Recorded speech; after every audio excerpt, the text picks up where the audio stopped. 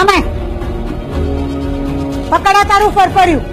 અમારે સારું જશે એટલે શાકભાજી લેવા ગયો છું કદી? 50-60 રૂપિયા કિલો મળતી વસ્તુઓ 150 થી 200 રૂપિયા થઈ ગઈ છે. પણ અમારે સારું નહીં. ગેસના બાટલાનો ભાવ જોયો છે? રાત્રે તિજોરીમાં તાળું મારીને મૂકવો પડે છે. નહીતર તમારા જેવા નોટબંધી કરી અને અમારી બચતના પૈસા લઈ ગયા એવી રીતે બાટલા આવીને લઈ જાય છે.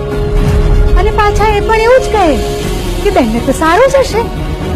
આખા ગુજરાતના ઓલા જે એક બેનને સારું હતું એમને તો તમે ઘર ભેગા કરી દીધા. તમે તો રહેવા જ દેજો.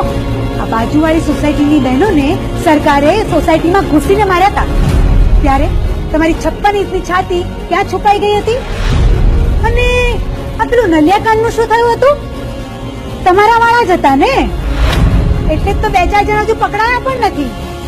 આ સિવિલ હોસ્પિટલમાં મારા જેવી કેટલીય માના દીકરાઓ પાપા પગલી ભરે એ પેલા ભગવાનને શરણ થઈ ગયા. તમારી તાકાત હોય તો એ માઓને જઈને તમારું મોઢું બતાવજો, એટલે બતાવશે કે સારું શું અને ખોટું શું.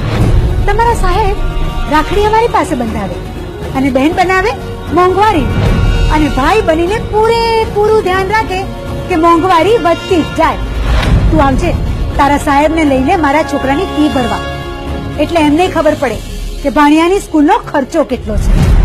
આમ પણ તારા સાહેબે જીએસટી નાખી અને ધંધામાં પણ નવરા પાડી દીધા છે. આમાંથી છે એક પણ વાતનો જવાબ આ તારા ફરફરિયામાં? જેમને પોતાના જ પરિવારની કદી પડી નથી તેમને બીજાના પરિવારનું દુઃખ ક્યાંથી ખબર પડે? પણ હવે એમને ખબર પડશે. એમની દરેક વાતોને મારી સામે ટક્કર લેવાની છે. દિલથી હું પાક્કી ગુજરાતણ છું.